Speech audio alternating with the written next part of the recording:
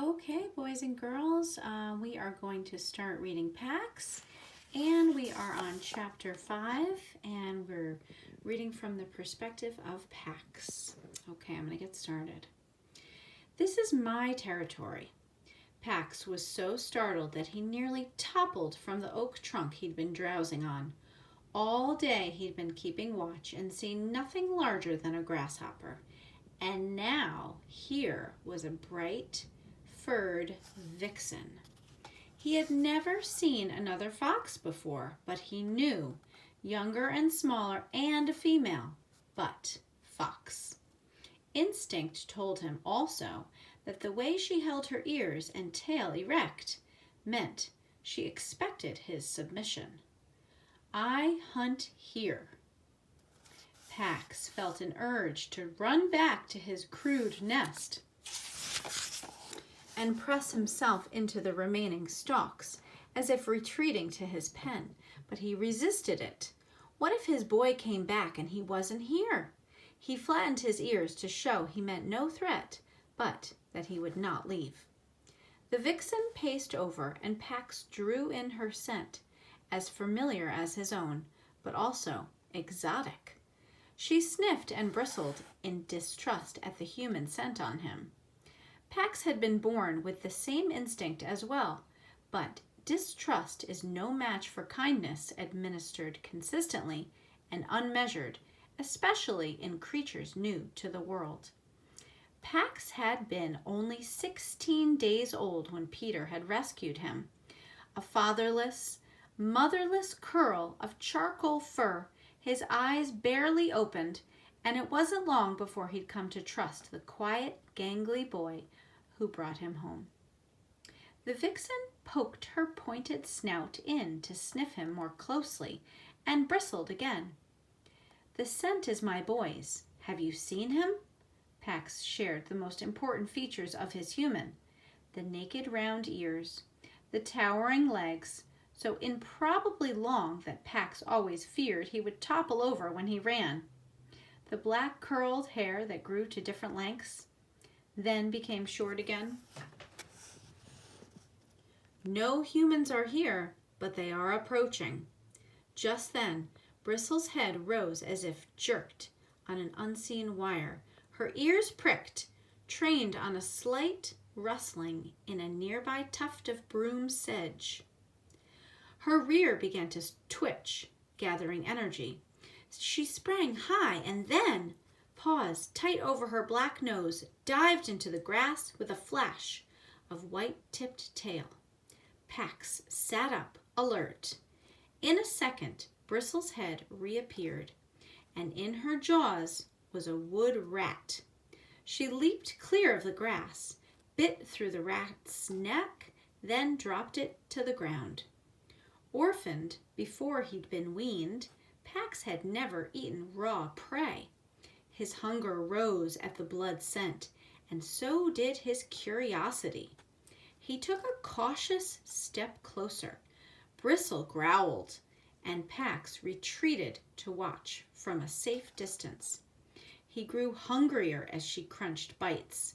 He thought of the brimming comfort of his kibble bowl, the pleasure of Peter's hand-fed treats, and the ultimate reward, peanut butter. He needed to find his boy. His boy would feed him. Before he could ask about the approaching humans, Bristle picked up what remained of the rat, a single hind leg with its long tail, and stalked off with it dangling from her jaw. Pax watched as she wove her way between the grass tufts, becoming only flashes of flame and white, leaving. He was swept by the memory of his human's car roaring away in its stinging spray of gravel. Just before she slipped into a fringe of ferns at the wood's edge, she paused to glance at him over her shoulder. At that moment, a sharp snap from the fallen oak startled her. It was followed by a red streak of fur that hurtled from the dry foliage, flew over the weeds, and landed on her back. Pax flattened himself. He could hear the vixen's yips as she scuffled with her attacker, but they sounded more irritated than afraid. He poked his head up. Bristle pounced on a ball of fur and bit it hard. To Pax's surprise, a smaller, skinnier version of herself unfurled at her paws. Pax was stunned. Never had he suspected that foxes might soar like birds, whose swooping arcs were not like any movement he himself could achieve. The little fox flipped to his back and gave his belly in submission, but this seemed only to make Bristle angrier. Her chattering now punctuated by jabs and nips. Pax bounded over, overcome by curiosity.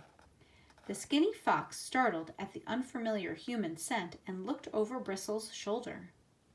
His eyes widened when he spied Pax, and he scrambled to his paws. Friendly, he announced to Pax, brother but not littermate of the vixen. Play! Bristle bared her teeth and snarled at her brother. Bristle bared her teeth and snarled at her brother. Dangerous. Stay away. Pax ignored Bristle's warning, posture, and met the greeting. Friendly. You flew, bird? The little fox bounded back to the fallen oak, then sprang onto its trunk. One fork of the dead tree angled up. The small fox walked lightly along its length. He looked down to make sure Pax was watching. Pax dropped and tucked his paws under his chest, but it was hard to keep him from leaping onto the tree to try it himself. He had climbed the walls of his pen, of course, but he'd never been higher than its 6 feet. His brush twitched. The vixen stalked a few steps away and then dropped to the ground. She rolled onto her side to gaze directly up at her brother, her love for him obvious now. He was the runt. He's small, but he's tough. I don't want him with me when I hunt, but he follows me. She tossed her head and growled at Pax, as though blaming him for her brother's play. The runty little fox stepped out along the branch, tail poised for balance, then coiled himself and leaped out over the heads of the earthbound foxes. He landed in a clump of burdock beside the road and then burst out covered in burrs. He tore around in mad circles as if soaring had filled him with an excess of joy that had to be spent through his legs, and then flung himself onto the ground to roll out the rest. His sister pounced on him. Too close to the road. While she pulled the burrs from his coat, she scolded him for the recklessness of his flight. But Pax marveled at it. A good 5 full bounds he'd traveled without touching paws to the ground. He would try the feat himself one day. When Runt managed to get to his feet, he lowered his head and nuzzled his sister.